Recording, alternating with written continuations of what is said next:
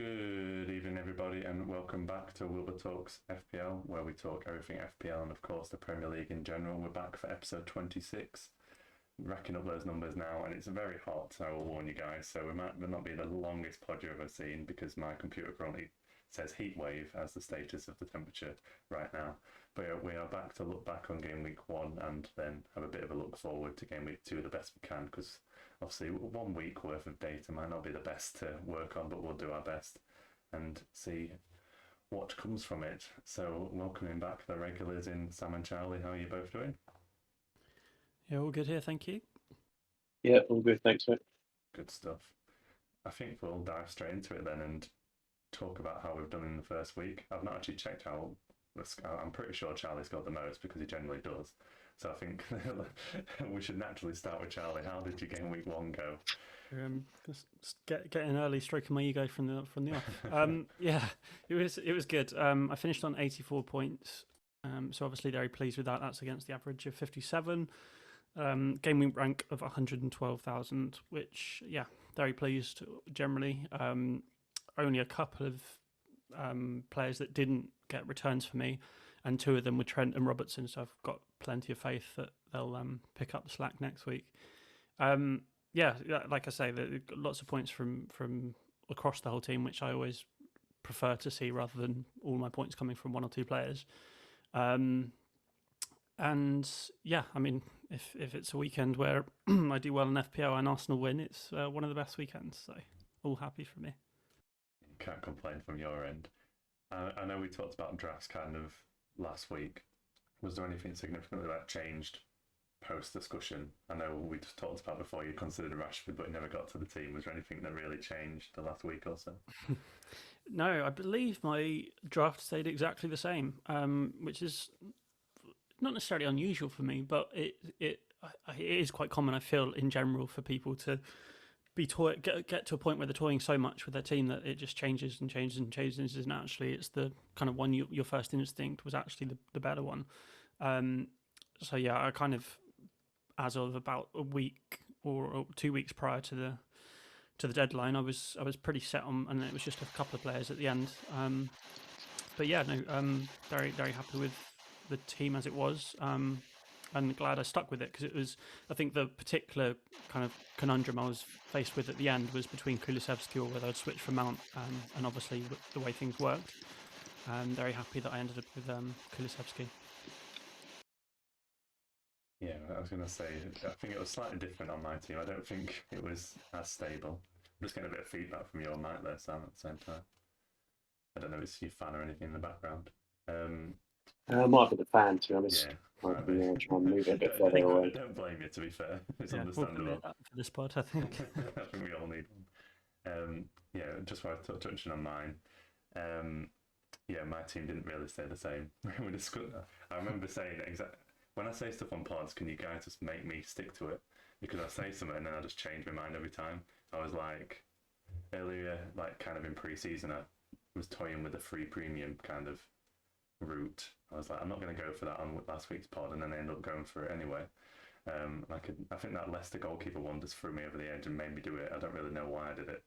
Well, I do know why I did it, but so I went with Kane, Haaland, and Salah, kind of the big movers to start with. Could have gone well, could have gone badly, but the idea was always probably in game week 3 that Kane or Haaland would become Jesus anyway. So it's kind of a short-term kind of trying to cover Spurs at the same time, which obviously didn't go particularly well. But touching on the game week overall, I think very similar to Charlie. Obviously, Charlie got a nice boost, more points. I got 68. I think there's quite a lot of 2-pointers in there, like Bailey and Neto traps there. And then a similar with Trent and Robbo as well. But James Trippier and Salah and Haaland and Martinelli, so probably 5 or 6 players contributing, so it wasn't too bad. Kind of as I mentioned with Charlie's score at the start, I don't really, obviously I want a decent score. I don't look at rank or really how the tables are going, because game week 1 could go anyway really. I don't give it probably 5 weeks or something, and then I might care where the rank is, but for now it's just focusing on your own team performance, and we'll see where we get to. but hopefully catch up with Charlie.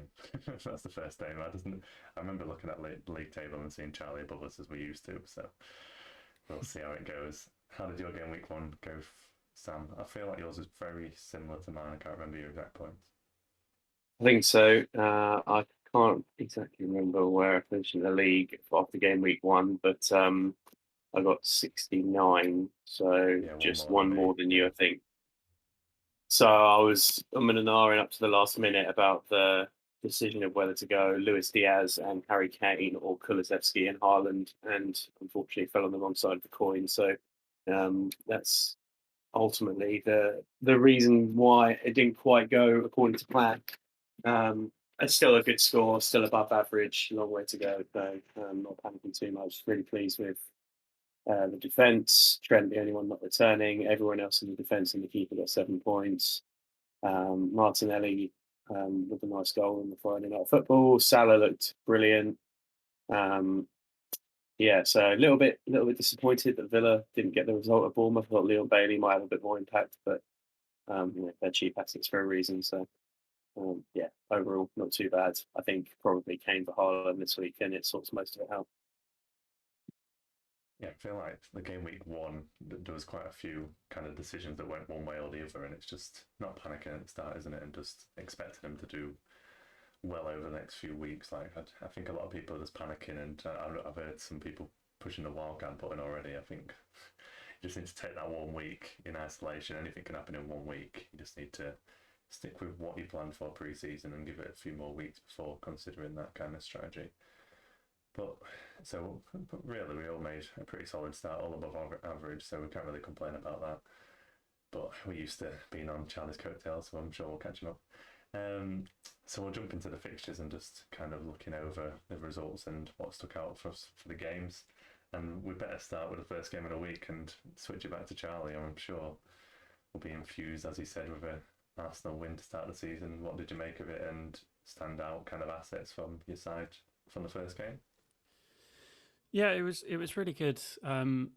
Nice to see, as you kind of mentioned before, Will. It's pre-season form doesn't always translate, as your boy showed. United doesn't always translate into the season, so it was good to kind of carry on our form in pre-season into the first game. Obviously, lots of comparisons would be made against us opening the season last season as well, and going away to Brentford and losing. I was quite worried about going away to Palace. That is traditionally a very tough place to go, particularly with the fans and the atmosphere they create. But yeah, I think Arsenal just kind of didn't fall into that trap. Really, started really well, and I think by far the better team in the first half. And scoring the goal, particularly in that first half, kind of killed the atmosphere off a lot, which really helped. The second half was a lot tougher. And it's still, I don't know whether it's by design or whether it's just the players to end up doing it themselves, but they seem to get into a position quite often where if they're a go ahead, they kind of withdraw and try and defend that rather than go for another. So there were some quite dicey moments, and there were a few Palace chances where really they probably should have scored one of them. And I think they actually came out with a higher XG than Arsenal, or certainly close by the end of the game. So they certainly could have scored at least, or tried to push it level. But overall very pleasing. I know a lot of people, particularly FPL related, and there's been quite a few sales of Gabriel Jesus, and I think if you've sold him, you've not really been watching that game, because he looked very lively to me. That first half where Arsenal were playing really well, he was involved in everything, and he really should have come away with at least an assist. There were 2 chances where he either would have got a goal or an assist, and on another day he would have got those points. So very pleased with him, and the defence as well, in particular the way Zinchenko slotted in. I think all round really it's looking very positive. And obviously the much talked about Saliba debut as well. I think he ended up with man of the match as well. So having someone like that come in at 21 is a really, really good sign going forwards. And just looking forward to next week again. Yeah, I was having a slight bit of fun that Jesus blanked, even though somehow I managed to blank, just because I took the risk on having Kane instead. Well, kind of a calculated risk to have Kane. So I got away with that one, but then you could say people got away with Kane at the same time. So it's kind of swings and roundabouts, isn't it? I'll take it for that week. He might be coming in the near future. Hint to further along. So it was a short-term move, not of Jesus. Like you said, he looked decent. I just wanted to go against that higher ownership to start with. Just while we're on Arsenal as well, obviously it's only 1 week, so you might not think the same in a few weeks' time. But if you was looking at like an Arsenal defensive asset, you've mentioned a few of them there, like Saliba, Zinchenko, even Ramsdale. If you was advising someone to pick one at this point, would you have a preference to any of them? Well, it's difficult. So I've got Ramsdale. So obviously, from that point of view, I really rate him. I think in comparison to the other goalkeepers, I think he makes total sense. Because I think he's better than Mendy at the same price. I think there's the question about the obviously 5.5 goalkeepers, but I'd maybe want to triple up on the outfield players from those teams. And I think he's better than any of the cheaper goalkeepers. So that's kind of why I think Ramsdale is an obvious choice. In terms of the actual defensive assets, Zinchenko looked really good, but there is the threat of Tierney coming in to replace him. Both look good. I couldn't honestly say. I think Zinchenko holds it for now, but I couldn't honestly say if he's going to keep the place. I would have to give an opinion to say Saliba has currently got that place, but again, once Tomiyasu comes back, he might push White out the right back slot, and then it's a fight between White and Saliba. So in my mind, Gabriel's the one that holds his place and is less of a rotation risk because he is that left-sided or left-footed centre-back. But then you're paying an extra 0.5 over someone like Saliba or White. So I think if you're going to force me into it, I'd probably put Gabriel in, just for the security of starts. But really, I think if you're going that route, you may as well just go Ramsdale and then go for two outfielders, because I think the outfielders are offering enough return on value as well. So yeah, I think Ramsdale over the rest of them, but I can see arguments for the rest. Yeah, it's definitely a good point that you made about the goalkeepers. I think especially for this run at the start of the season, Arsenal got a decent run, and he's probably the best value goalkeeper unless you're going for an Edison or an Alisson, which you kind of touched on. You don't want, well, especially Liverpool, I don't think you don't want to be tripling up on them. Using one of your free spaces on a goalkeeper, really. So yeah, I agree with that from the goalkeeper point of view. We move on to the next fixture, which perfectly goes in the flow of the podcast, of course. The early kickoff on Saturday was Liverpool going to Fulham. What are your thoughts on that game, Sam? Slightly disappointed in the result, but what did you think of the game overall and your FPL assets inside that game, should we say? Yeah, disappointed in the result, but actually think we were quite fortunate to come away with a point. Played some pretty good stuff, but Fulham played a really well composed and well thought out game plan across 90 minutes. So I think Fulham will probably count themselves a little bit unlucky not to get 3 points. Big disappointment. Trent not getting anything back, I guess. Particularly poor. I'm a massive fan of Trent. I think he's in any other day the best right back in the world. Arguably one of the most creative players in the world, but he was really poor against Fulham. I thought Salah was really sharp. I thought he was exceptional for us. Good to see Darwin off the mark. But other than that, there weren't too many positives to take from the game, I don't think. Thiago went off injured, which is not great. Midfield options looking a little bit thin at the moment. But I had Luis Diaz, and I'm actually, off the back of the performance, quite pleased that I went with him. I mean, he hit the post, looked really lively. I think there's definitely going to be some points coming Luis Diaz's way. I had, interestingly, Andreas Pereira on the bench for Fulham, and I think he might turn out to be one of the best value 4.5 asset midfielders in the game. Obviously, I think he played positionally one of the most advanced for Fulham, if not the most advanced on the day. I know Mitrovic was in there as a 9, but Mitrovic was often dropping deeper to hold the ball up and break down the play, and Fulham just swarmed the midfield using the physicality, and then Pereira was often the out ball, so I think definite opportunity for Pereira to get a lot of assists.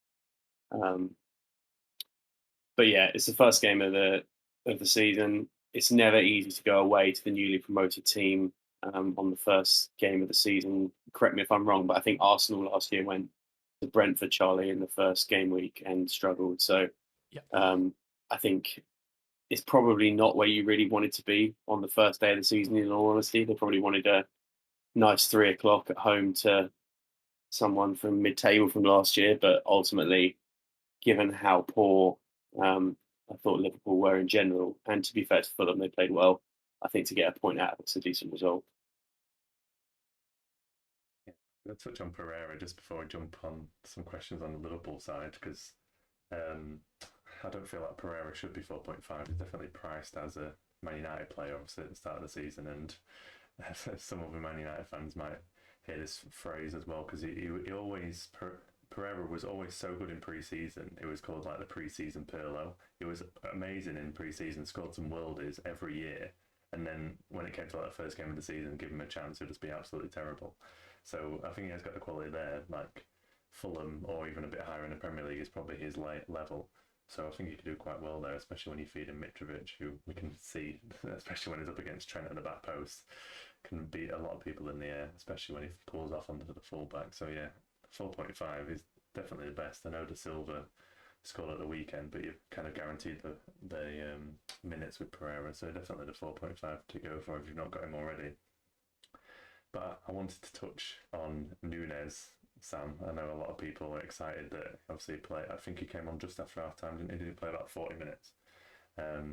Yeah, I think he came on between 55 and 60 minutes. Yeah. Yeah, I mean, punching hard for 40 minutes on debut. If he carries on with the XG and expected assists he's got off that 40 minutes, he could be one of the best strikers in Premier League history, I think. But yeah, he played really well and looked really sharp, was always in the right position, could have had 2, if not 3, on the day. So really encouraging to see him off the mark as quickly as that. Do you think between now and when the fixtures get more congested, like Champions League time, where you just got one game a week, that he might get preferred over Firmino to start? Or do you think... I think Núñez will start on Monday night, for sure, against Palace at home. Yeah. I think it was a really tough spot for Firmino on Saturday. Like, someone was always going to take the flak for that first half performance, and I really don't think there was anything that Firmino could have done differently to have changed that game drastically in Liverpool's favour. And equally, if Darwin had been on the pitch in the first half, I think Liverpool's midfield was the issue in the first half, and it wasn't great in the second half, but it certainly couldn't be much worse in the first half. So it was all about the supply of the ball, and yeah, I think Darwin starts on Monday night. You just let's be real. You just paid £60 million for a striker. He's come over. He's scored and assisted on debut away to basically bail you out of the game. Salah and Núñez linked up for both goals. It just seems like everything's aligning. He will start on Monday, I'm sure of it. So in FPL terms, if someone had Salah and Trent, would you recommend Núñez as a third option, or would you prefer going for a Diaz or a Robertson for a bit safer? I mean, I don't think you can necessarily go wrong with a lot of them. I went for Diaz just because I think there's an element with the 5 sub situation that you can see attacking options being overloaded if you need to chase the game. But that maybe wasn't necessarily the case, because when we were chasing the game, Diaz got hooked. So I think it's an interesting one to think about. I do think that it's a very out of character defensive performance from us at the weekend. And over the course of the season, I expect Andy Robertson to probably return more points than Luis Diaz. But just because of the unpredictable nature of the Premier League at the start of the year, I felt like my drafts had included Robertson up until essentially the deadline. And I went for James at the last minute, literally just to try and get a little bit more of a point distribution across the defenders, because I felt like I'd covered Liverpool reasonably well in Trent and Salah, and I still can't believe Salah is a midfielder only at 13 million. It feels like he's underpriced every year, no matter what price they put him at. I think if I was going to pick one of those 3 based off of game week 1's performance, I don't think you can pick anyone but Darwin. But equally, I think so far, I mean, I think a lot of people put a lot of faith in Jesus. Haaland seems like you just got to have him. Haaland might be Salah 2.0. And I think Jesus probably at 8.0 is a better enabler for you to have funds available for the rest of your team than maybe having Darwin in there. I don't know if there's perhaps the same trade-off with quality of assets in midfield and defence. So for now, for me, if I had to pick between one of the three, I would personally pick Robertson. But off the back of game week 1, I think you'd have a hard time arguing against Darwin. You can stop at Robertson because Robertson's in my team, so I agree. But yeah, it's interesting. I think a lot of people are going to bring in Darwin. I think he was quite highly owned anyway. I think he was about 20% owned, wasn't he, even before the game started? I'll have to check that. But yeah, I think he's 9 million, isn't he? Which is a bit like when you compare him to Jesus, it just seems a bit too expensive. One thing I will say with Liverpool this year is because of the 5 subs situation as well, and they do have decent depth of attacking options to come off the bench and whatever. They've got a few kids coming through as well. It really wouldn't surprise me if they're 2-0 up in games and players like Darwin have started who get rotated. Firmino will definitely get minutes this year for sure. We've got 4 competitions that we're fighting in, 2 massive competitions that they've got aspirations of winning. So everyone's going to get rotated suitably. And I think it's just about trying to work out who has cover in the respective position, maybe less so than others, if that makes sense. So like Darwin has basically direct cover in Firmino. So if Darwin picks up any kind of knock or anything like that, Firmino's just going to play and they're not going to risk him. But if, like for example, Trent had a little bit of a knock, they might risk him in the big game because there's no real right back cover down to James Milner. So I think you've got to bear that in mind as well. Although you look at, I think a lot of FPL selection nowadays is quite rightly stat driven. I think there's an element of logic and common sense that you can apply to your selections in the bigger picture. I'm interested to keep an eye on the Liverpool assets, especially when we get to like a first wild card, who we think's the best one. But then you've got the Champions League rotation coming in there as well, so it's probably going to be a bit even more difficult. It won't end up as bad as City, but slightly more options for you to choose between. Right, we're going to flip back to you, Charlie, and we're going to talk about some promoted teams. One did quite well, one did quite badly. I don't know. I know me and Sam had Bailey in our team for Villa. Did you have any Villa players? I did. I also had Bailey. Yeah, I can't remember if you had him or not. For that price, you can't go that far wrong. But I think we were all a little bit surprised by Villa's performance. Bournemouth getting a handy win to start with. So in terms of like a Bailey going forward, you're a bit concerned based on Villa's first performance if you're going to get anything from him? Yes and no. I think the fact that he is only 5 million, it's not an amount that you should be expecting points every week necessarily. I think I think if you're going to be worried by anything in particular, it's Gerrard's comments and just the way it seems.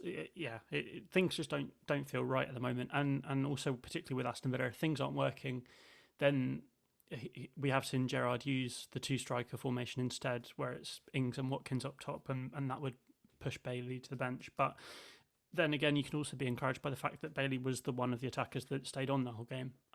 So that suggests that he at least thinks Bailey's the one that's going to be creating or doing something. We do have the benefit going into next week that the Villa game's the first one, so we may get some, if you're kind of active and looking around on Twitter, you probably will be able to get some kind of early team news before the deadline to see if Bailey's starting.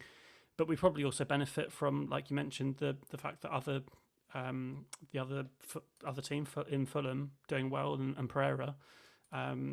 So I'm sort of in half a mind. I was going to go into this week with Bailey starting, but if we get any suggestion that Bailey's not going to start, then I may well just play Pereira away at Wolves. I don't think that's a bad option at all. And going forward for the rest of the season, like we've said, Pereira could offer great value and actually allow you to swap out Bailey maybe down to another 4.5 and be starting Pereira, and your other 4.5 can be your bench option, which will allow us to get in some of these options like the Nunez's and so on. So for now I'm happy just to wait and see, and we'll just take a look over the first couple of fixtures.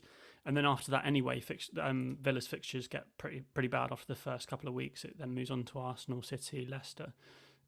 So would probably be looking at a way of moving them on anyway by that point.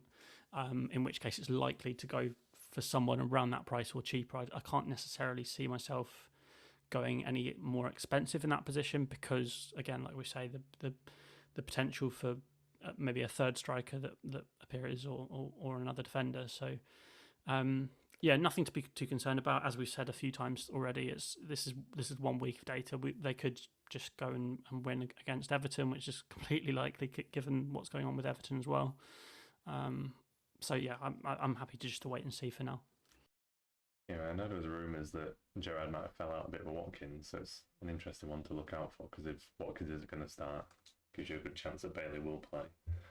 Like you said, they could go with 2-striker one, but then they'd have to go with Ings and I think Archer would be the next best option, who I also have on my bench. So I'm not going to complain if Archer gets some time at the same time. But I think when you get past game week 3, like you mentioned, we'd be looking to offload Bailey probably anyway for someone else around that price point or get some cash elsewhere to upgrade.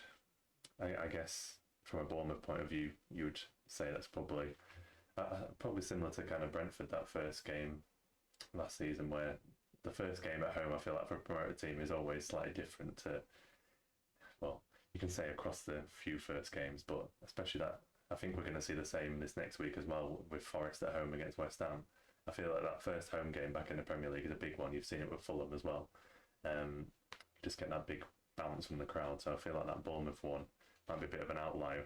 I think they'll do quite well in some games at home, but not to expect too much from them. I don't think we're going to be flocking to get Bournemouth assets straight away.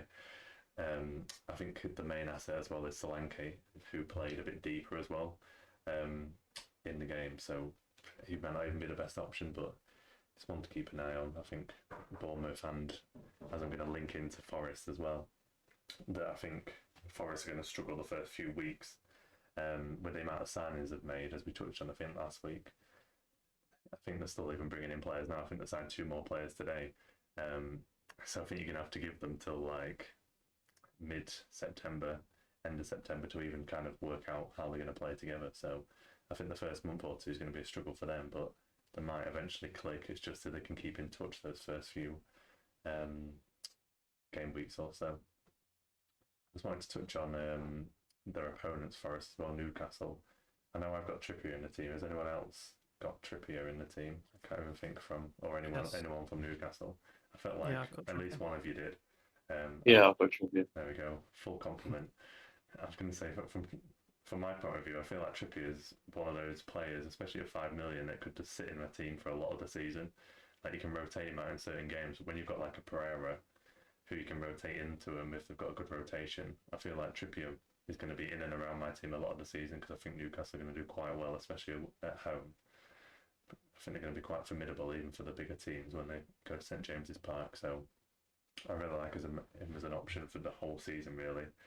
I'm going to start a new list for this season of players I recommend and don't go in my team because I did have Callum Wilson in my draft, and of course he outscored Kane when I put Kane in.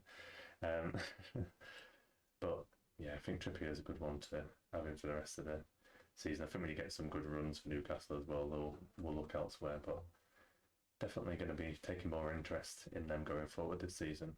I think we need to class them as kind of like maybe like a Europa League kind of level team in the league, so good to jump on and off throughout the season.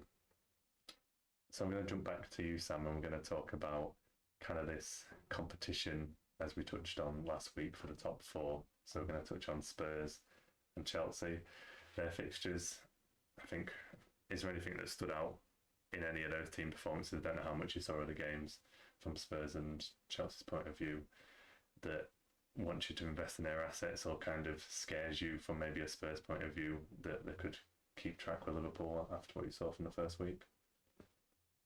I think it's based on purely the first week, then you've got to respect Spurs' performance an awful lot. For what it's worth, I think Southampton were really poor. And I think Spurs could have had 6 or 7. So from that perspective, yes, Spurs played really well. They deserve to win. They deserve the plaudits. I think it's good to see them scoring 4 goals and Kane and Son not scoring. I can't remember the last time Spurs scored 4 and Kane and Son didn't at least score 1 goal. It wasn't good for me. It was good for Charlie. Yeah, I mean, it's bad for me as well. I had Kane, but I think from that perspective, Spurs. I think we all kind of had Spurs in and around the top 4 shouts when we were putting together our top 4 predictions last week. So yeah, I think from a Spurs perspective, there's definitely some things to be positive about there. I mean, if you can't be positive about opening the season with a 4-1 win, I'm not sure there's too much you can be positive about at all, to be honest. But flipping into the Chelsea game, I watched the majority of that game. Everton are in big trouble. Everton are in big trouble. They were really poor.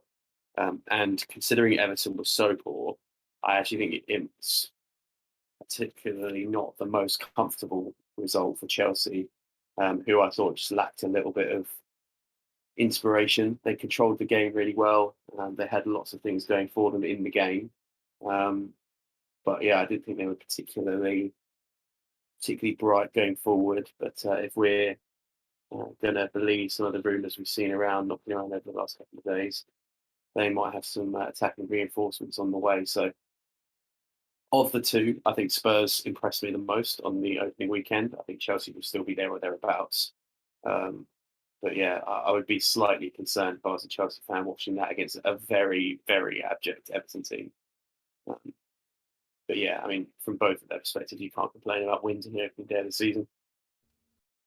Yeah, I've linked them together as well because moving on to game week 2, of course, they're playing against each other. Speaking of Chelsea fans as well, Peter's joined us in the chat saying that Chelsea are going to hammer Spurs, but we'll see if that happens. I'll quite happily take that wager. But we'll discuss that fixture when we get onto the second half. But yeah, quite frustrating with the Kane missing out on any returns in a 4 goal. I know he had one decent chance, but yeah, that's how FPL swings, isn't it, really?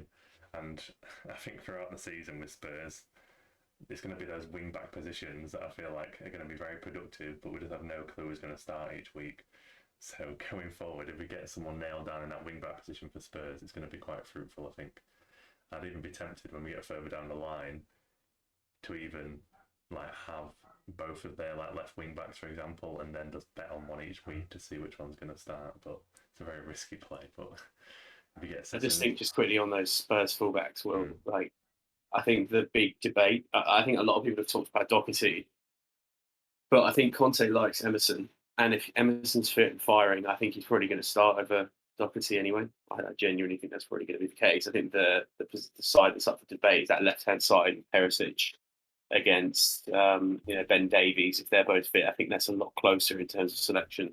And you might see Perisic getting picked for bigger games and Davies used in the rotation. But I think if Emerson's fit, he's probably the one choice at right back. Yeah, I think if I was going for either side, I'd be betting on the left because you've got less options. I think you mentioned Doherty and Emerson there, and they've also got Spencer that they've bought as well. So I think there's an option that could play any 3 of them. I think when you get to the second half of the season, you might see Spencer a lot more as well.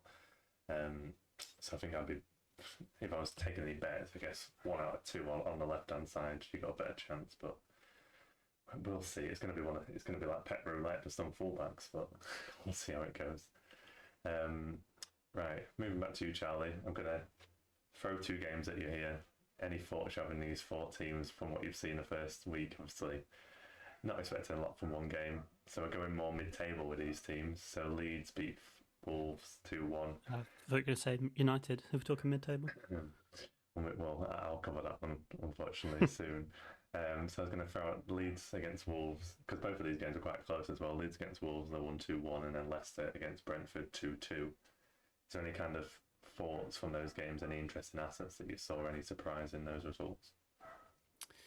Not really, to be honest. That they were as close as maybe you'd expect them to be. In that, like you say, they're kind of middle table. You probably wouldn't expect any of them to be too low down or too high up. Really, I think.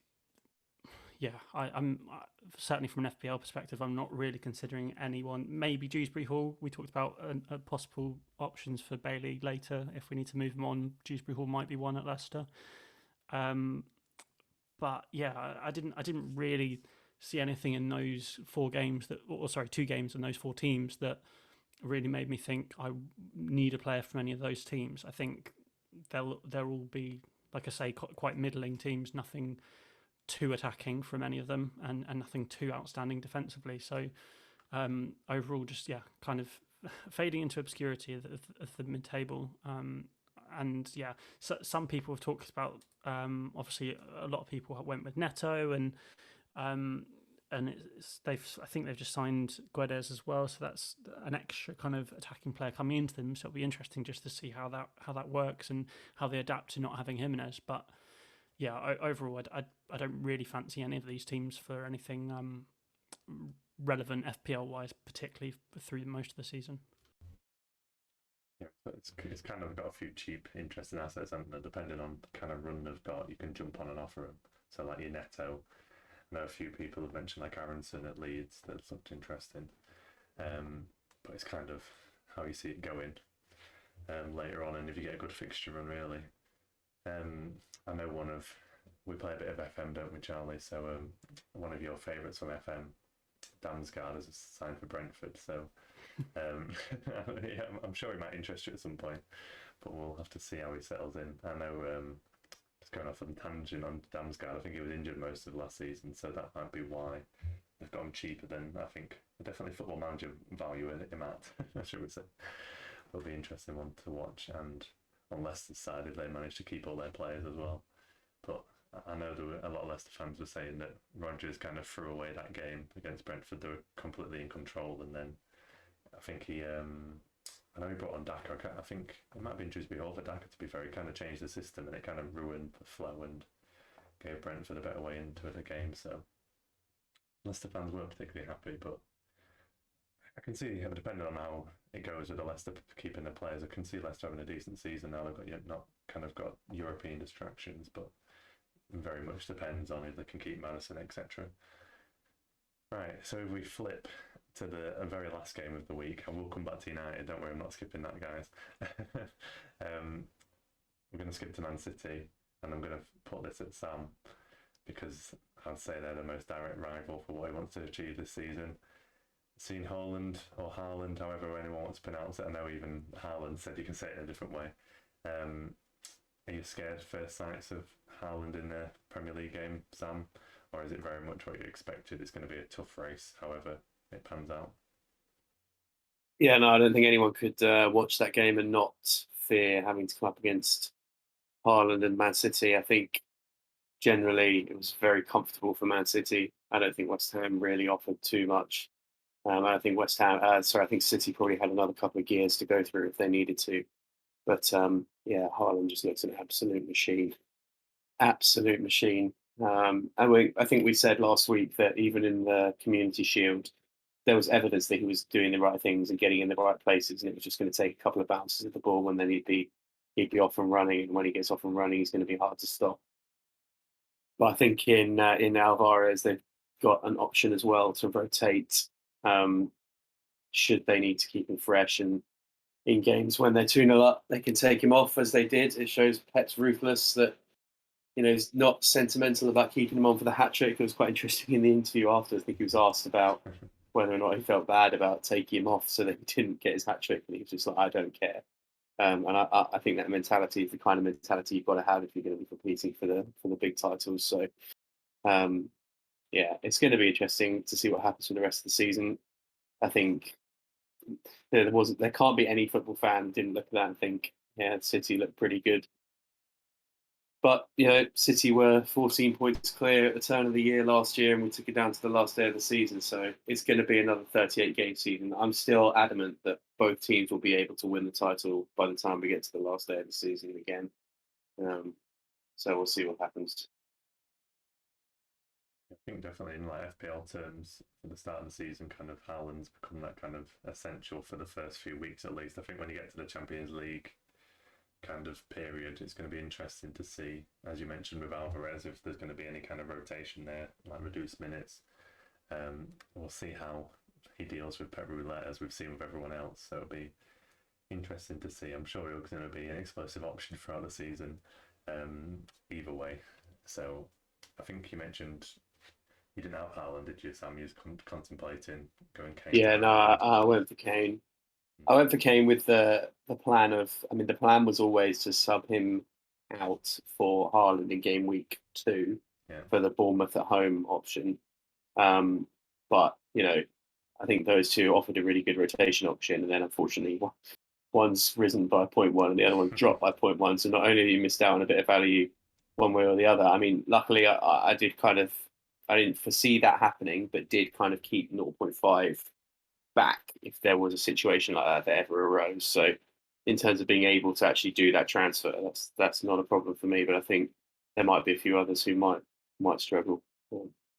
Yeah, definitely a big thing. Because literally, as soon as Haaland scored those 2 goals, I think within a day, maybe even the day after, he just risen straight away. Just the hype around it. It was always going to happen if you get that kind of a main striker in the City team. That's kind of the bit that we're missing. So it's just makes sense, really. It's got to be done, hasn't it? Kind of, especially the next fixture they've got to come against Bournemouth. So it makes sense. But we'll touch on that when we get to the second half. Jumping ahead of myself there. So I would say I've left the best till last, but we're definitely not left the best till last. Left the worst till last. So I'll touch on United, unfortunately. Me and Charlie were discussing some stats before we started that Dallo had the highest XG of any Man United player, which was quite intriguing, kind of represented how bad we were in attack, really. It doesn't really come as a surprise to me, the result. We say, I think Charlie touched on it, saying like we had a good pre-season. I think kind of good, very much skewed by some of the teams we played not being as fit as kind of we were, but very much all the concerns that we've had over previous seasons haven't changed really. I mentioned it last week. We've still not signed the position we need. We went into the Brighton fixture with no recognised striker, kind of trying to make Eriksen play like a false 9, which was really never going to work, which you could see by being 2-0 down at half time and then bringing on Ronaldo. I understand why I didn't start with Ronaldo. A bit of principle really there that he can't just walk straight back in, and the Martial injury coming at a bad time. But as I said before, I'm not expecting big things this season anyway. Like targeting 6th, if they carry on like that, they'll be looking to get top half. But hopefully one of the Glazers was there. It might kick him into action. That they need to make some signings, and I know from a fan point of view, it's kicked everyone back into action with the protests again. I think our next home game is against Liverpool, which I'm sure will be fantastically fun. But I know there's planned protests for that, so it'll be interesting. And I think there's been some rumours about potential people interested in buying the club, but we've heard this before, so we'll wait and see. And I think you can see the change manager. They've kind of changed the players, but it's just the mentality around the club, and there's just the club's not in a right position. I think they just need a fresh start, and I've always mentioned the Glazers being the issue. So without getting them out of the club, unfortunately, it's always going to be this toxic environment, I think, until that's resolved. So depending on how quickly that is resolved, and probably won't even get resolved this season, we'll make a prediction after that. But yeah, not particularly hopeful at this point. We'll just take safe because it's nothing. We're realistically not going to get higher, and there's a few teams that could actually take that 6 off us, but we'll see how it goes. Yeah, so the first few weeks I'm not particularly hopeful. Like I said, that Liverpool game week 3 is going to be a barrel of laughs. I might have to join in on the fun you guys had last season, captaining Salah. But we'll see when we get down that line. But yeah, Brighton, decent, but we just played into their hands really. Welbeck was pretty impressive up front. I think how Brighton pressed Trossard was playing left wing back, and he was, I think in the first 5 seconds he was pressing our centre backs, which was a very different tactical setup. But we know what Potter's like with his tactical setups. I think Brighton are going to have a strong season. I think last season they struggled at home, which generally you wouldn't expect it to be that way around. They had, I think it was 4th or 5th best away record last season, Brighton. So it doesn't surprise me if they sort of that home form. They'll be doing quite well. They could be one of the clubs trying to take 6 off us, but we'll see how it goes. But yeah, not greatly positive so far, but we'll see how it is. I'm sure you don't want to dig me for any of that, guys, about Man United. I'm sure the scoreline does it enough. But yeah, that wraps up going through those fixtures, unfortunately, leaving the best till last, as I said. We have got a short quiz, guys. I like to break up the pod, and I'm thinking the second half of the pod, we'll look forward to the fixtures a bit, but like we said, we've not got a lot of data to discuss, so briefly touch on the transfers, but there won't be a huge amount to look forward to in the game week 2. I think a lot of people were rolling the transfers as well. So we will go into a quick quiz. Guys, it's just one round this time. I'm not going to stretch it out for you over positions like I did in the pre-season one. And especially I'm conscious that it's very warm as well. So if you're both up for this one, so I've had to mix it up. And when we get a few weeks into the season, I'm sure I'll have a bit more data to use to work with. But we'll go into international football here. So there's 25 current Premier League English players that have at least 20 caps for England as of now. So there's only 25 on this list, current Premier League players, English players, with at least 20 caps. And you're just going to take it in turns to name those players. I will warn you here, there's a lot of players you would expect to have 20, but they don't have 20, that are quite well-known Premier League players, just as a warning for you. Are we saying 20 or 25, sorry? 20 or more. There's 25 players on this list, so that's why it might be a bit confusing. Right, okay. So there's 25 players to name, and you'll take it in turns. So they have to have at least 20 caps. So Have at least 20 caps. Yeah. So I believe Charlie won last time, so I'll let Sam go first this week. Does it make sense for both of you before we start? I think so, yeah. Yeah, I think so. Yeah, so they have to be current Premier League players. So I was looking down this list of people who have got caps, just throwing you a random one out here. Daniel Sturridge, technically, he's still a professional and obviously doesn't play in the Premier League. So just as an example. But over to you, Sam. I feel like one of you might get tripped up quite early on this, not going to lie. That's ominous. Okay, well, let's start with Harry Kane.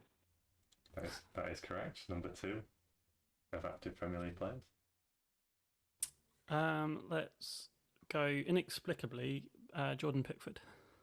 He's on the list a bit further down, but comfortably on there.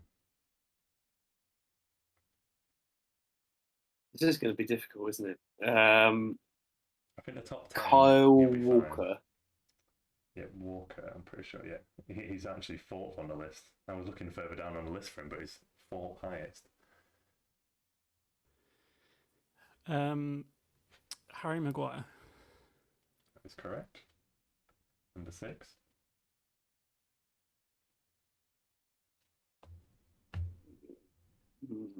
Interesting. This is just at senior level, yeah? Just senior level, yeah. Okay. Sterling. Sterling is number 1 with more than Kane. Sterling has more than Kane, really? Yeah.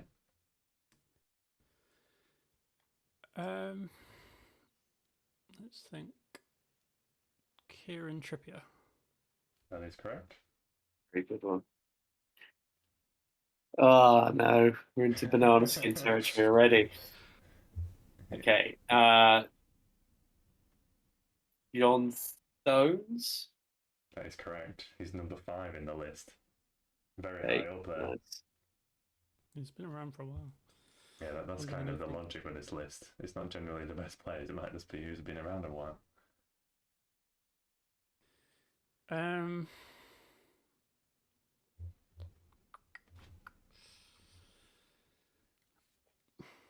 The only ones I can think aren't going down that path. They're going down more recent, but I would expect them to have played enough to probably hit 20. So I'm going to go for Mason Mount. That is correct. I think he was. He was on my on the fence list. I didn't know if he got to 20. Yeah, he's more recent, but I feel like he's played so much. Yeah, like always starts. So always. Yeah, I'm pretty sure he was around the 30 mark. It wasn't right on the edge. It was quite comfortably in there. Okay. I think I got a good one. I don't know whether to use it now or wait because he's pretty good. So I can tell I'm going to try and drag it out for 1 or 2 more. How many are there in total? There's 25 in total. There's 25 in total, and they need to have more than 20 appearances. Yeah, that is correct. You've named 8 out of 25 so far. Okay, fine. There's so many. I'm going to be super, super tilted if I don't get the opportunity to use this guy and end up trying to play tactically and end up screwing it up. but I'm going to save it for another day, I think. Nail mine. Maybe against my better judgment, but I'm going to go for Marcus Rashford. That's correct. He's in the top 10 as well. Quite comfortably in there. A lot more than Mount. You're still missing number 3 on the list for information. I would assume up there, based on longevity, is Eric Dyer. Yeah, Dyer is just behind Rashford. So if sneaks into the top 10 then. Yeah, so you're missing 2 out of the top 10, 3rd and 10th. So you've done it pretty much, well, except for Mount and Trippier, you've basically done it in order between you. Does this include friendlies? Yep. So any international. I don't know why I asked that. Doesn't really help. Yeah, that makes it worse because it could be anyone. No? There's some stalling time. All right. Jordan Henderson. Yep, he was number 3. Must be. Yeah. Yeah, he was the obvious one that was missing there. Yeah. So you've got the top 9 now. So you're getting down into the category where there's some debatable names. Well, I'm couple of cheeky ones. Sure, based on necessity, Declan Rice must have played enough. If Mount's played enough, Rice must have. Yep. Just ahead of Mount. Yeah.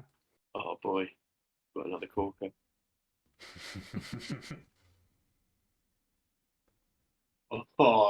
This is a corker. This has to be right. In before he's got 19. But it's super like. I don't know. This is wrong. Yeah. I know. I'm going to go for the first one that I thought was a corker, but I don't think it's much of a corker as the corker we've just found. So I'm going to go for. Oh, what a bottle it! All right, I'm going to go for it. Oxlade-Chamberlain. That is correct. Yes. He was actually quite comfortably in it. He had about 5 more than Rice and Mount. Very good, very nice. That's that's like that kind of curveball player that, you know, like when someone says it, you can kind of, it works in your head, but it doesn't like come to mind straight away, does it?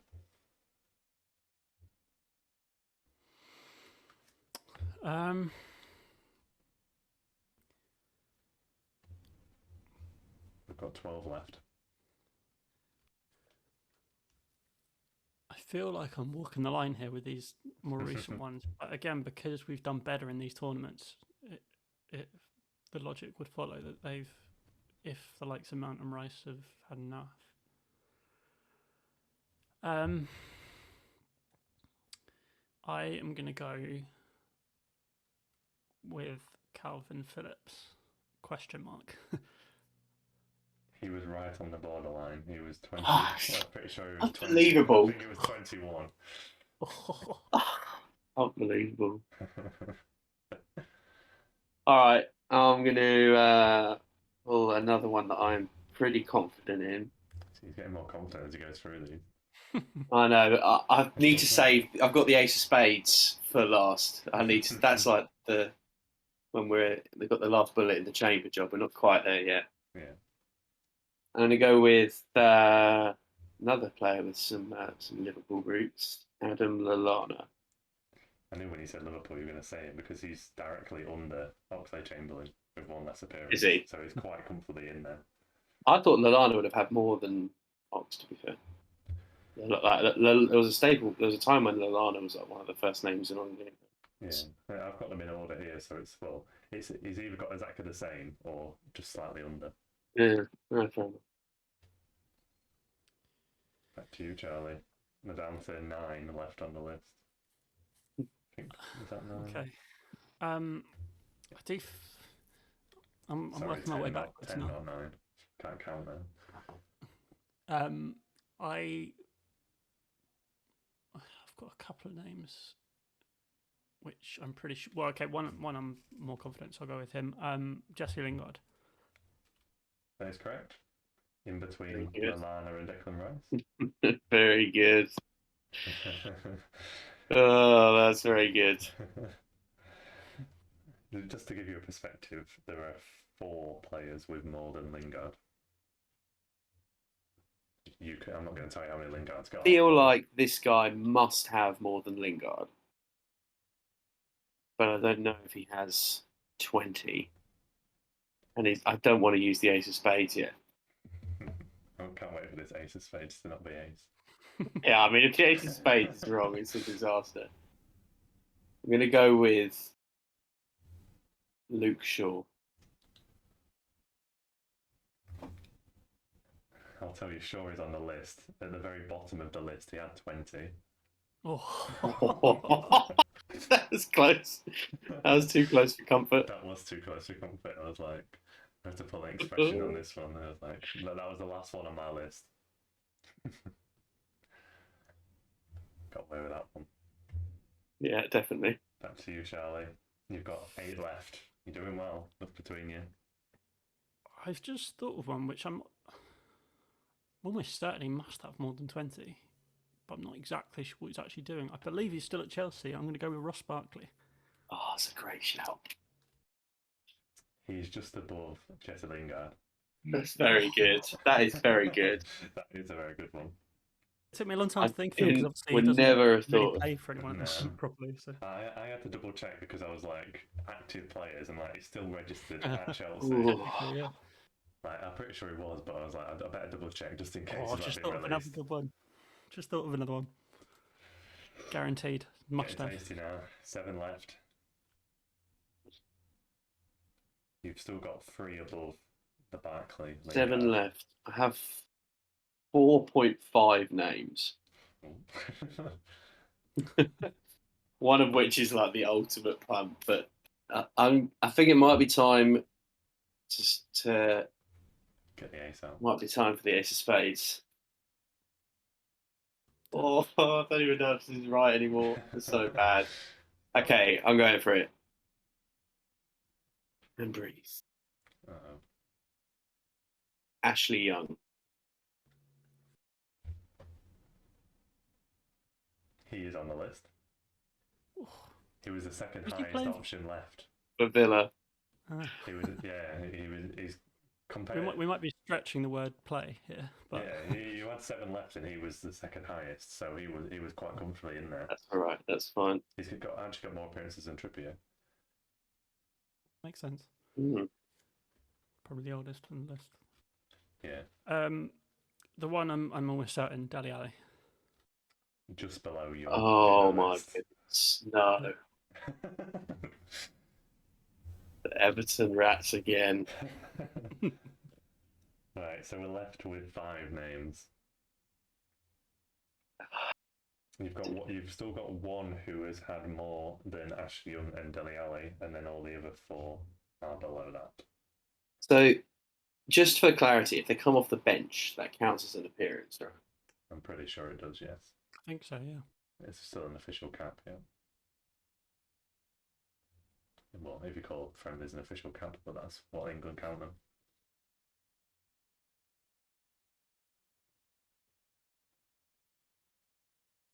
I feel like the 5, I think we're into punting territory now.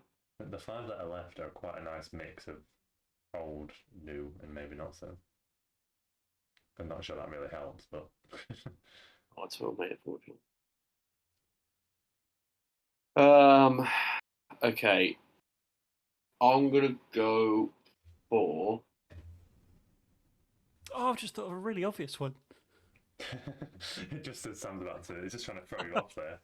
Yeah, That's really bad. That I is. deliberately want to tell you that I've thought of one. That's trash That's talking. poor. Man. That's poor. That's really poor. That's a Very, very that's poor. A warning for Charlie, that. Why? I'm gonna go for Reece James. Unfortunately, he has not got 20. I'm pretty sure. Unbelievable. Pretty sure from memory. Fraudulent right back. What right? Yeah, well, I feel from memory he had 17, so he wasn't far off. But That's so annoying. Right, so to you, Charlie, if you name 1, you win.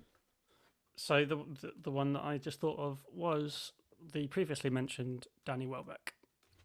He was the high one that was missing, so that is correct. Please don't tell me Jamie Vardy's on the list. I already said him. All right, fine. You already said him, did you? didn't I? No, I had him on think my so. list anyway. Maybe I thought no. I crossed him off. Jamie Vardy is on the list, but That's you unbelievable. didn't say him because I've been. Should have gone Vardy. And then I had a couple. I have two There's left that were three kind of left. outside shots. Okay. Walcott, I think he's still at Southampton, but I'm not sure. I double checked that and he's not. Oh, okay. That was going to be a gamble. And then I also had. No, in fairness, I take that back. I can't remember. I checked him, and I can't remember if he had enough or if he did. I'm pretty sure it's because he wasn't at a Premier League club that was the reason. Fair enough. Yeah, I couldn't remember. And then my other shot in the dark was going to be Delph because I think he's still at Everton, but I can't say for certain. No, I checked him as well because he had 20, but he got released by Everton in June. Okay. So I got a couple of long shots that are long shots. These are two punts, and we're talking punt here. Nathaniel Klein. He was within my consideration range, but I think he was around 15. So he was around that kind of figure. And what's your one? That's a bit embarrassed saying this one because it's so ludicrous, but John Joe Shelby. Yeah, you are ludicrous there. There is one ludicrous name on here. He technically still plays for Man United. Do we say Sancho? No one said Sancho. Sancho is on the list. He is not. He's not the man I'm inclining to. Have we said this isn't what you're talking about? But have we said Milner? You've not said Milner, but he's not on the list either. So he must be on. Hardly played for England. Mate. Yeah, he doesn't. He barely ever played for England, does he? I don't think. I think he's got like 4 caps. Yeah. So there's a Man United player who literally plays about one game a year and gets injured. Phil Jones. Yep. Unbelievable. I'm looking this up now. James Milner must have played enough for England. He's been around forever. Let me get my thing up and see if I've got the thingy up here still. Who's the other one? The last one is Jack Grealish. Just scraped in there with like 20 or 21. Mm-hmm. Yeah, he's one of those. It was kind of using that logic that Charlie was trying to use that they've done quite well recently, so it makes sense. I'm looking for Milner on this list now while we're on the topic. Milner, well, it shows me on this list who is still an active player, so it should be quite easy to see him. Yeah, there's Fabian Delph on his 20, and I had to check that one. Yeah, Nathaniel Clyde had 14. Oh, Reece James only had 13. How many does Trent have? I think I might have gone past him. I think he was around 17. There he is, yeah. Milner, I'm struggling to even find. I'm down to, well, this only tells me at least 10 caps, so he's got less than 10 caps, Milner. You're more than welcome to VAR, but I can't see him on the list. I mean, I've already won. We don't need to go into it. It's fine. That could be a follow-up. We'll start at the next pod saying Milner confirmed had 2 caps. But yeah, well done, Charlie. Taking a 2-0 lead. You're starting very anonymously, as you are in the Fantasy Premier League as well, in our league. So we'll see if Sam can turn it around. But I thought that was a bit different. It got you thinking a bit back, at least. Right, so we shall move on just to have a bit of a quick preview of game week 2. Like we said, we've not got a lot of data to talk about, but standout things to talk about. So I think the most logical thing to start with would be transfers. I gather from the chat we've had already, our transfer plans, like, you speak out if this is wrong. Charlie's going to roll his transfer because he's just the god of our league and he just knows what he's doing, so he doesn't need to change his team. He's going to roll it and then use 2 or 1 next week. You can say if I'm wrong at that, Charlie. No, that is right. Yeah, I have thought about a couple of moves that I would consider, but it just feels like there's not enough certainty. It's better to have an extra week's worth of data, and also already having Haaland. Obviously, that's kind of the main move that a lot of people are making if they've got Kane is moving into Haaland. So by kind of holding the transfer, I get one up again on those. So yeah, I think everything points to just holding for me. Yeah, and the indication I get from Sam is that it's going to be Kane to Haaland, most likely, currently speaking. Would that be right? Yeah, that's right. Oh, easy as that. I've already made my transfer. So have you actually? Yep. Look at him. Unbelievable. What are you going to do if someone gets injured? Well, got Andros on the bench, haven't we? Pereira, he's going to save the day if we need him. Who have you gone for? But I was trying to avoid certain price increases / decreases. I had Kane and Haaland. Kane was going down, so Kane has gone for Jesus a week early. Because Kane's got away at Chelsea anyway, so I'm not really convinced by that. And my idea with that free premium is that I'd have Kane and Haaland, and then I'd make a choice with them at some point and downgrade one to Jesus. And well, it's only 1 week worth of information, but I'm fancying Haaland over that, so I've gone for Jesus this week because he's got Leicester at home. Leicester look pretty leaky at the back. Everyone else has got Jesus anyway, so they're the reasoning behind that. And I did it before Kane's price dropped, so I've avoided that at the same time. So yeah, Kane to Jesus has been done.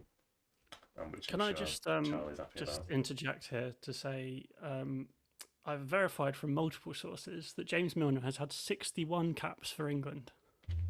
Well, you can throw me under the bus for that one then. Watch me just missed him off the list because he's that high up. 61.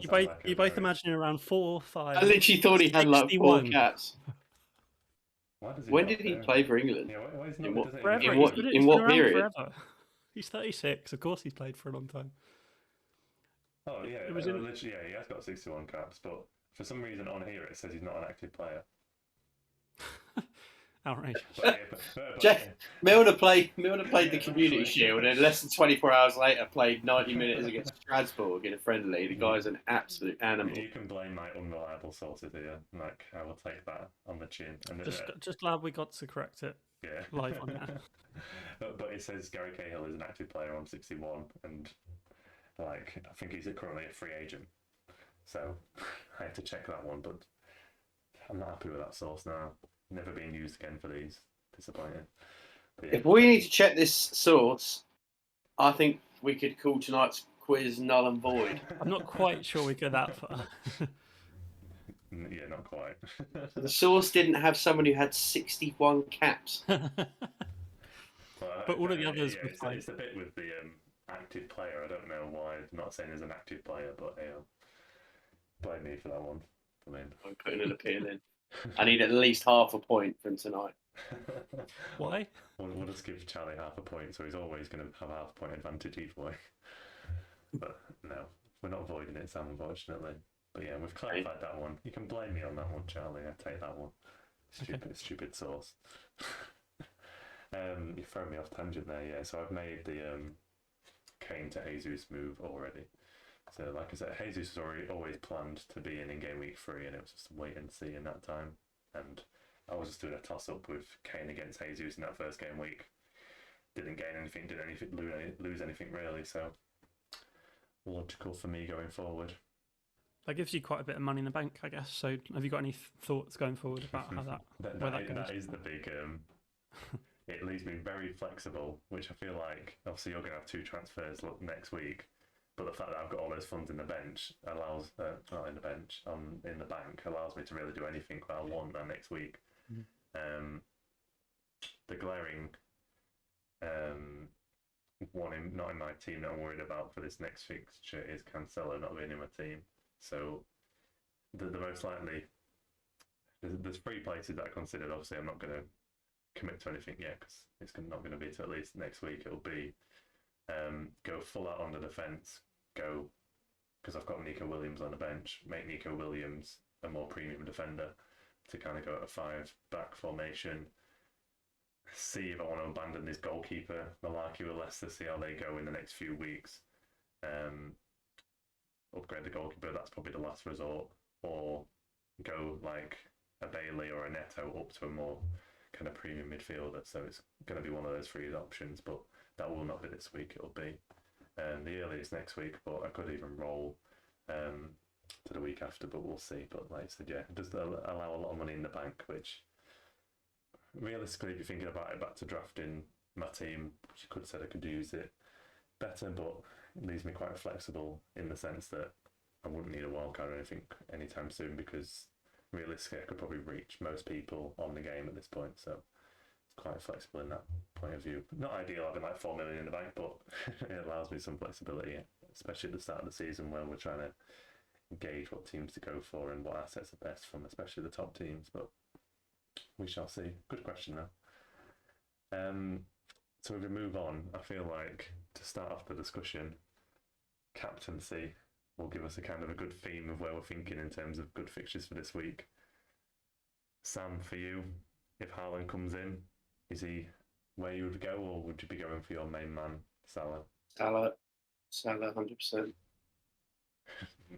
Proper committing straight to it there. How are you on that debate, Charlie? Yeah, it's much more up in the air for me. I've been on Haaland since the game ticked over to game week 2. And really, to be honest, Haaland was in because I knew that if I wanted to go away from Salah, it would be Haaland for captaincy, particularly in this week. So for now, it's on Haaland, and I think the closer I get to the deadline, the closer I'm looking back at Salah and thinking, actually, he could do very well. I think he has a pretty good record against Palace as well, and the fact it's at home and the fact it's on the Monday night as well, it just feels like things are set up for Salah to do well. And I think the other thing as well, like we've seen in the game weeks just gone, Liverpool can play not particularly well and Salah can play not particularly well, and he still ends up with double digits. So, yeah, I have no doubt that both of them will do well. But there is just something that excites me about going with Captain Haaland at home against Bournemouth that may just make me go that way. But yeah, it's never a great idea to go against Salah. But if you're going to do it, Haaland seems like a possible option. Yeah, I think very much this week, neither of them are a bad option. Like, I'm not going to put anyone off either of them. But from my point of view, similar to Charlie, when I'm looking at the fixture, like, using like your odds and what you expect from certain teams. Obviously, Bournemouth did quite well in the first game, but it's very different doing that at the Etihad. Realistically, you could see City more likely to win 5-0 in their game than Liverpool would be. I think they're against Palace, aren't they?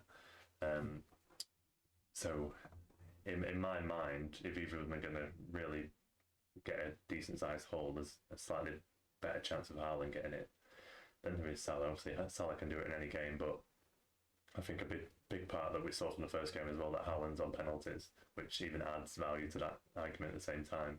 Because at my point, obviously Salah is the best asset in the game, but because he's on penalties, I'd never consider losing him for a long stint. If Salah wasn't on penalties, it wouldn't be a dead set in my team. That penalties factor for these premiums is quite big, I think, in like edging it when it comes to captaincy as well. So currently I'm on Haaland, and I'd probably stick with that based on the fixture I've got, but I wouldn't put anyone off Salah from that point of view. I think something else I'll just throw in as a bonus for Haaland, it does feel, and we kind of hinted this is the way we thought it was going to go, it does feel like Man City are setting up to create for Haaland. And yeah, that's only 1 week, but for example, and I didn't necessarily talk about this before about Cancelo, but his positioning was changed compared to how it was last season. There are changes in the team to set up for Haaland to score.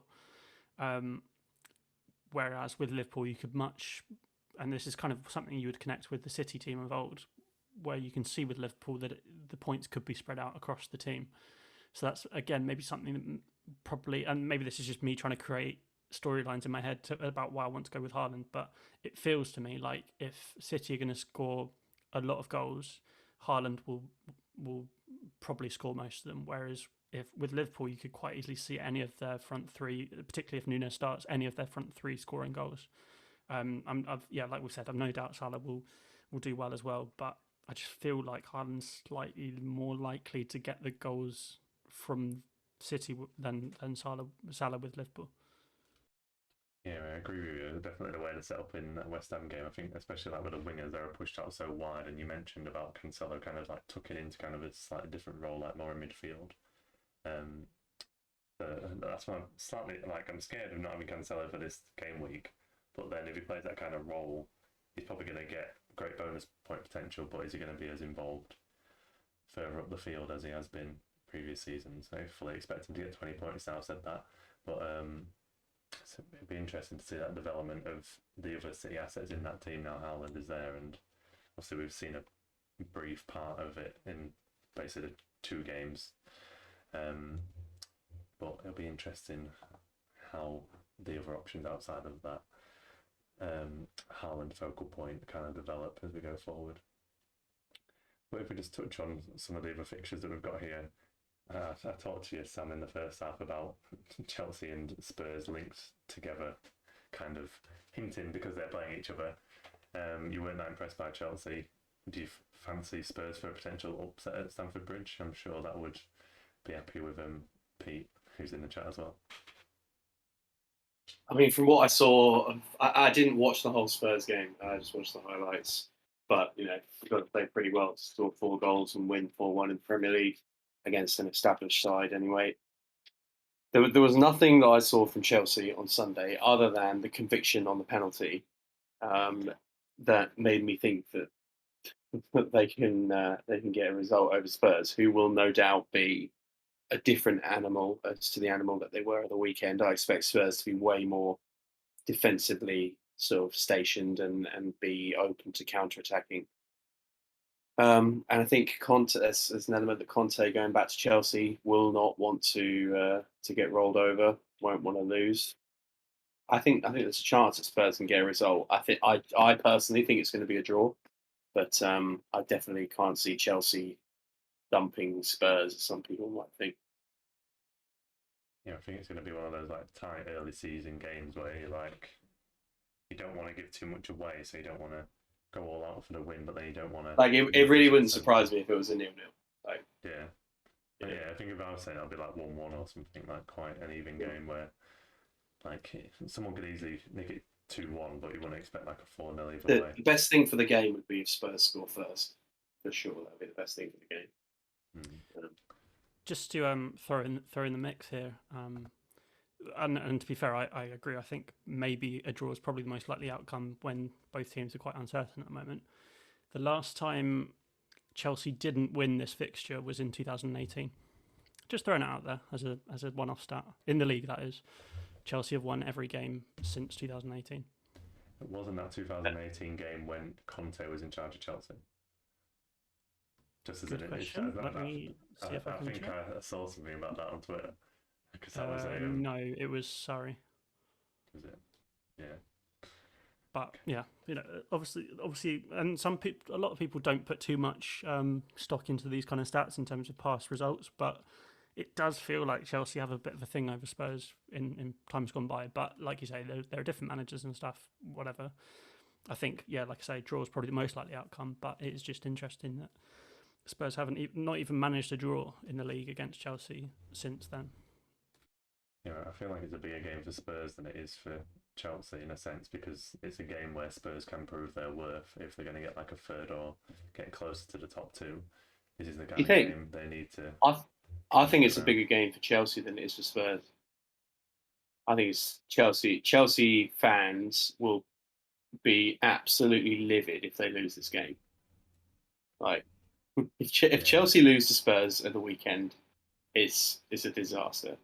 It would be this. Will it be the same if, like, or more likely when in a couple of weeks' time, Liverpool come to your patch and do the dirty? Like, it's.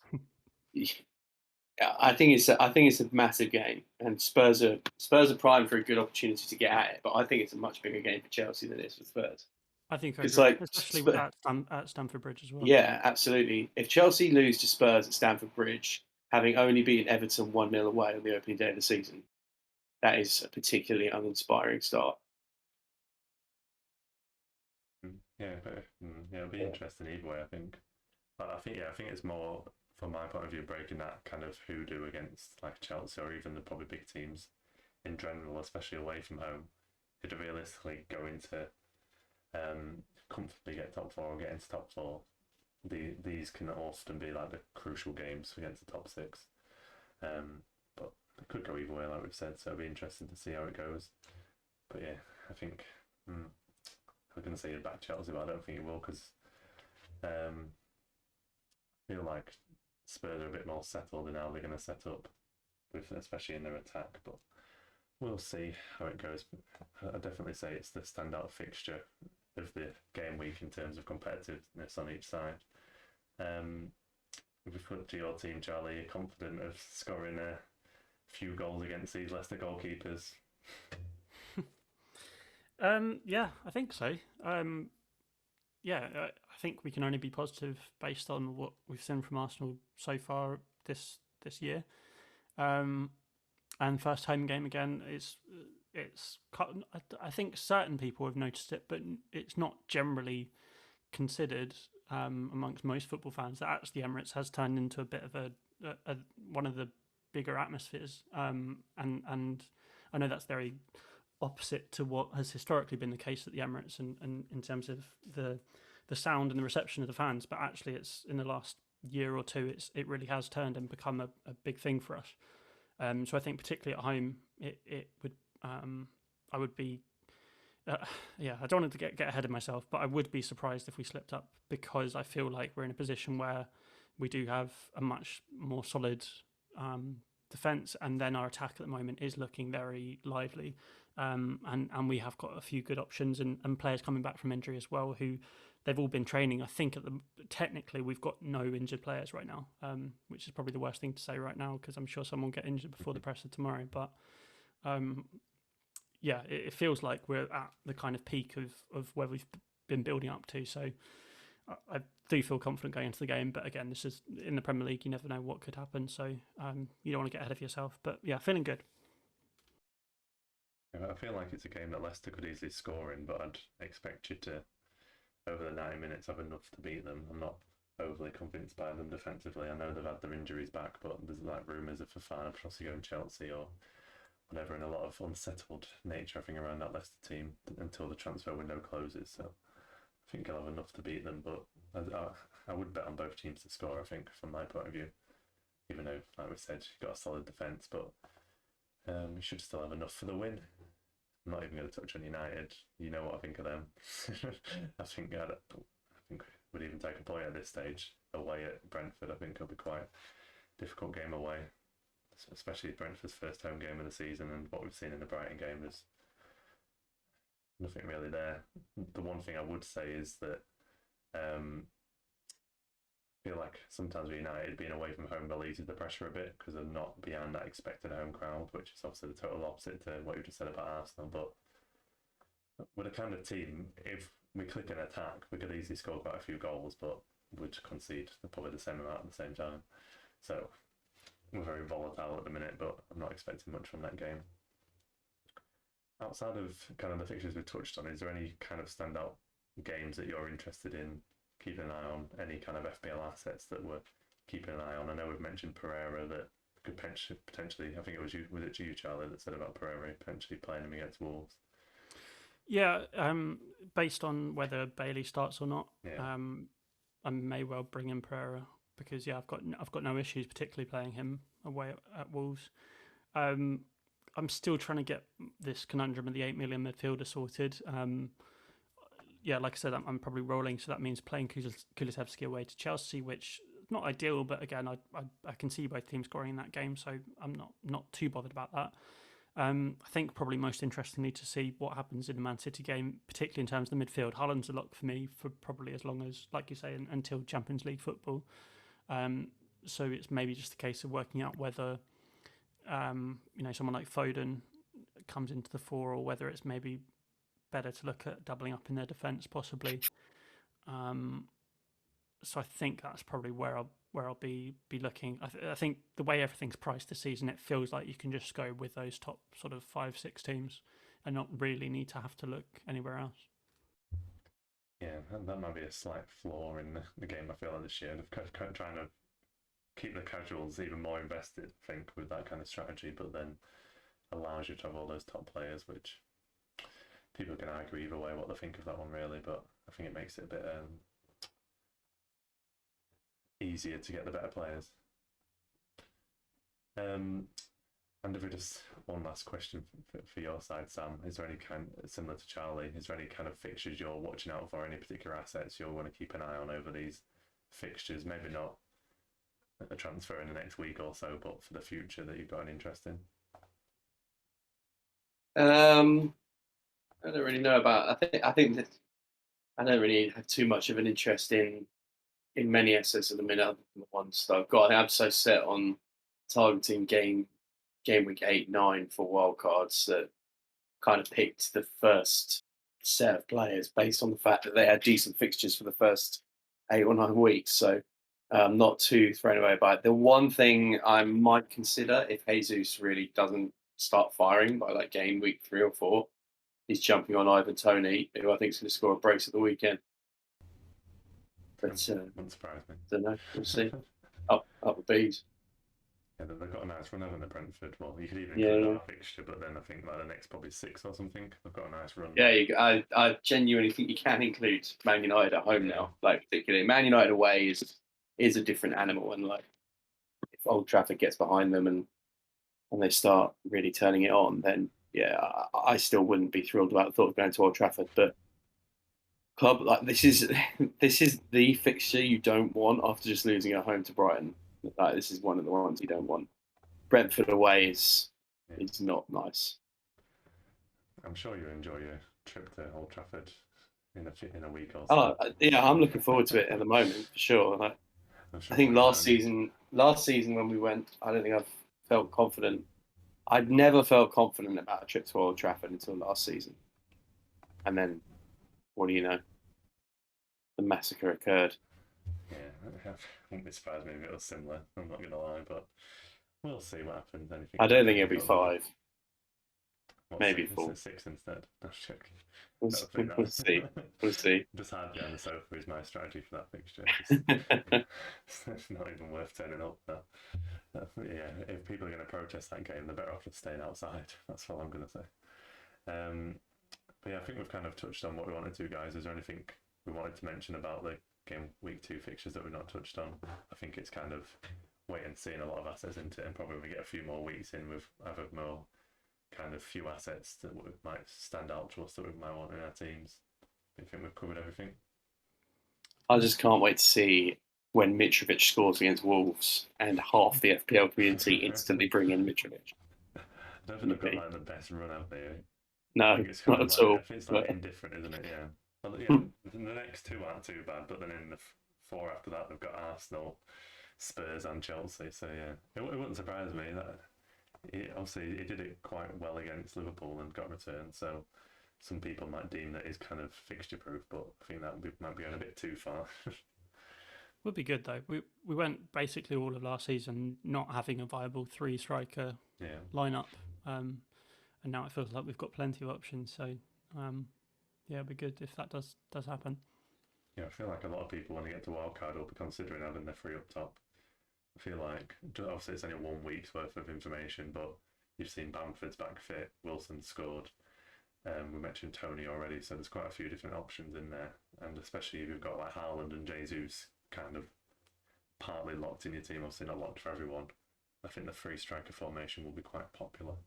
Especially when we get further into the season, unless we just get a load of injuries, kind of as we had previously, like Bamford getting injured. But be interesting to see how the kind of new template develops away from this very standard one that a lot of us have got at the start of the season.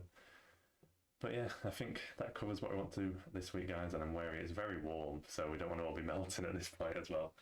So I don't want to leave it too long. But yeah, thank you both again. And we should be back next week because if nicely at the start of the season, we just got a fixture per week effectively. When it gets to the midweek fixtures, we might have a bit more hassle, but we should be good for now. But yeah, thank you both and thank you everyone for listening. We will see you again next week. Have a great rest of your evening and don't melt.